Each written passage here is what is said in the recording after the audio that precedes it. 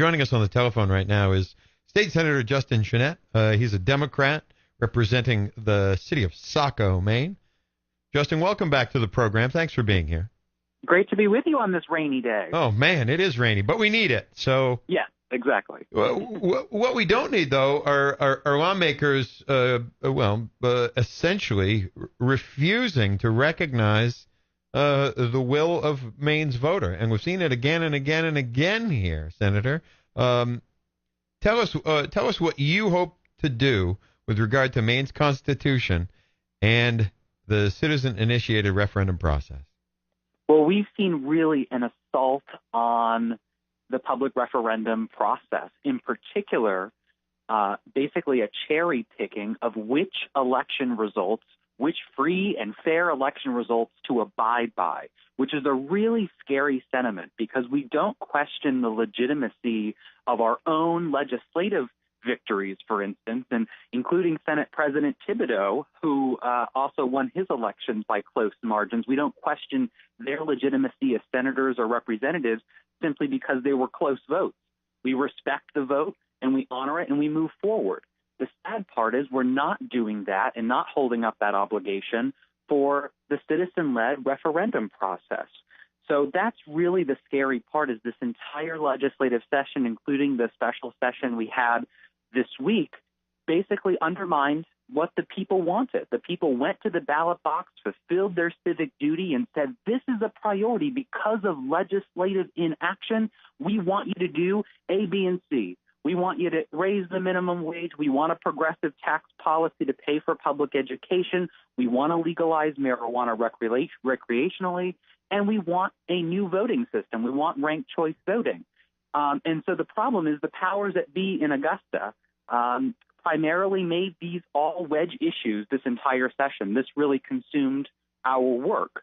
And as we've seen with each and every one of them, run down the list, they've either been significantly changed or completely eliminated. And we need some protections. We need to make sure that, it would be nice if legislators just respected the will of the voters. And hopefully there's going to be some accountability in 2018 regarding that. This needs to be a litmus test for campaigns. But aside from that, why I'm proposing a constitutional amendment, basically protecting these referendum results, I think it's really important that we wait as legislators at least a year. Wait a year before you can even entertain the idea of making changes. So that way we can collect data and information on what's effective and then figure out if we need to make tweaks. Because we always make tweaks to certain things. We had over 2,000 bills we debated this past legislative session. You get something on the books, base it on what the people wanted, and then we can make tweaks later if it's needed. There might not need to be tweaks, but we haven't made decisions based on factual information. It has been all conspiracy theories and conjecture and opinions and no factual information. It's been sort of pie in the sky, doom and gloom on all these referendums rather than just recognizing what the people wanted and actually doing it. We're speaking with State Senator Sen Chenette. It seems there is no more perfect example than the legalization of recreational marijuana. Here's a question that passed by an understandably narrow margin, but passed nonetheless. A win is a win is a win, right? It doesn't matter if you win by a single vote or if it's a 30 percentage point blowout. The outcome is the same. Well, unless it is a citizen-initiated referendum question, the idea that lawmakers returned to Augusta back in January, then voted to allow themselves an additional 8 months of time to work on hashing out the details of the law around recreational marijuana, and did so, and at least engaged in the due diligence required by that additional time they were provided, to see this turned into an effort to extend a moratorium. I have real concerns that despite the fact that the bill that came out of the Marijuana Legalization Implementation Committee was in fact approved by Maine lawmakers, I think we all know it's essentially a foregone conclusion that Governor LePage will veto this thing, and that despite the fact that there is a legitimate possibility significant votes could be garnered to overturn that veto, it serves as a perfect example of the legislature's power, the executive branch's power to usurp that will of the people and to work in direct opposition to it when there's some sort of a, I don't know, a disagreement, some question of morality. Well, I think if the shoe was on the other foot and these were more conservative referendums that passed, I think we'd be having an entirely different conversation. You know, after the defeat of, let's say, the background check referendum, you didn't see a flood of gun control bills from Democrats. We respected the vote. And in this case, Republicans are not respecting the will of the people when it comes to these important topics. It could be marijuana. It could be minimum wage was adjusted, but thankfully that was primarily left alone in terms of the wage increases, which is helpful.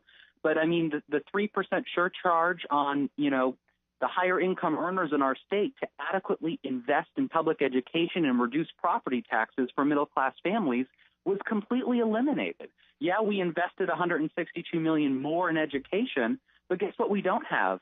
A continued revenue stream to continue to make that investment and get closer to that 55% share of education funding from the state level that we send back to municipalities. We don't have that. So we're going to continue to have that debate over public education funding because we didn't do what the people said that we needed to do, was to pass that referendum. And then the ranked choice voting, 4-year delay. It's basically a delay to kill. Let's be honest. We're not going to pass a constitutional amendment because that's just not going to happen. In this political climate, they wanted to delay to basically kill it because in 4 years, guess what we're going to have? We're going to have a new governor. We're going to have a new legislature. It's going to be entirely different issues, and people are going to forget about it and move on. And that's exactly what they wanted. And so let's call a spade because this is exactly what their strategy is. And what the public is interpreting is why vote? Why go to the ballot box and vote if your own elected officials that are supposed to be representing you are basically just ignoring what you do? I mean, we say to voters every single election cycle, this is the most important election of your lives. You have to go and fulfill your civic duty. And now we're basically sending such a strong message from the state houses, you can go to the ballot box, but we're really not going to listen to that. We're going to ignore it. And that's a very dangerous thing for our democratic society. Senator, you mentioned in that last segment that, hey, we aren't going to be able to pass any sort of constitutional amendment. This effort to delay ranked choice voting for 4 years or until such time as it is brought into full compliance with Maine's Constitution by way of amending that document simply won't happen. The political climate will not allow for the passage of a constitutional amendment. And yet, that is exactly what you're proposing here related to citizen-initiated referendums. What's the difference? Right. Well, I would say the reason why I mentioned it's not going to pass in Augusta for the ranked choice voting piece is we've tried it multiple times. We just tried to pass basically putting ranked choice voting into the Constitution effectively. So it would be partial implementation, basically taking the pieces that the court deemed constitutional and implementing them. That failed. We tried to amend the Constitution to make the entirety constitutional. That failed, which is why we ended up with a 4-year delay. I didn't vote for that. A lot of my colleagues didn't vote for that, but that's what ended up passing because we weren't able to pass the things that we needed to do. I mean, even partial implementation, just something, would be better than nothing. Now, in terms of this constitutional amendment to protect future referendums from going through a similar fate, I think it's worth a debate and a conversation. It's going to be up to legislative leaders on both sides of the aisle and in both chambers, the House and the Senate. They basically comprise of this group called the Legislative Council. They're going to be meeting on Thursday to determine which bills are allowed to even have a public hearing next legislative session, which begins in January. They're going to basically have the tools they need to basically allow or disallow bills to go through the regular legislative process. I'm hoping they hear the frustrations of Maine voters loud and clear. I think after our special session on Monday, people are upset, and rightfully so, And I hope they're channeling that and contacting not only their personal legislators, but also legislative leaders. The Senate president in particular, Ken Fredette as well in the House, Speaker of the House, Sarah Gideon. I mean, everybody needs to get the message that this is not acceptable and we're not going to stand for it. And I'm hoping that conversation applies enough pressure to get this through. But I definitely know it's an uphill battle, but we have to try. We have to do something. And my message to fellow Democrats is we have to stand for something, or we're really going to fall into the same trap. I mean, people elected us to do a job, and we're failing them. And we really need to speak up loudly and clearly that we're drawing a line in the sand, that this is not acceptable. Because, frankly, we gave too much ground on the question 2 referendum on public education funding, and I feel like we're just allowing this to become a partisan conversation, and it shouldn't be. This should not be Democrats versus Republicans on these referendum votes. It should be a united front of respecting the will of the voters.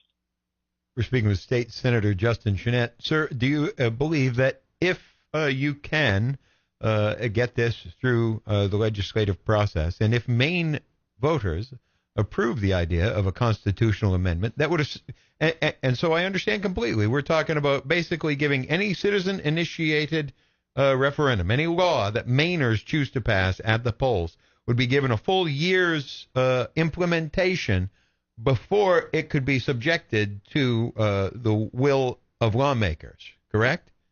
Correct. And in particular, I'm really wanting to protect them from complete elimination. I think, there's an argument that's out there that could be made that there might be tweaks here and there based on the language that's crafted. But ultimately, when we go through a citizen-led referendum process, the legislature actually does have the ability before it even makes it to the ballot to take a look at the language. To actually, kind of essentially vet some of the referendums prior to them being placed on the ballot. So this idea that, we're basically having a free-for-all, wild, wild west, is actually factually inaccurate. And so I have no qualms about saying, you know what, if people went to the ballot box and said, this is what we want, we need to allow it to become law without getting in the way. And that way, departments can actually be analyzing the effectiveness of it. And again, maybe there needs to be tweaks after that year. But that way, it's based on real information. It's based on facts. And I would assume that the public at that point would be okay with us tweaking it as we go along after that point. We say, hey, we really need to fix this particular piece. It's not really being implemented the way we thought it was going to be implemented. And that's how the process should work, rather than saying, we're just going to ignore that. We're going to just not do what the people voted at the ballot box. That's it's not a poll. When people went to the ballot box to approve these citizen-led referendums, it wasn't, a suggestion. It should be a mandate from the people to their elected officials in Augusta, and it's not being treated that way. State Senator Justin Chenette just wants Maine lawmakers to listen to voters. It seems like a pretty straightforward request to us, Senator. We certainly appreciate your efforts. And let me ask you this: as you have talked with your colleagues, do you believe there is a significant interest in moving forward with such an idea?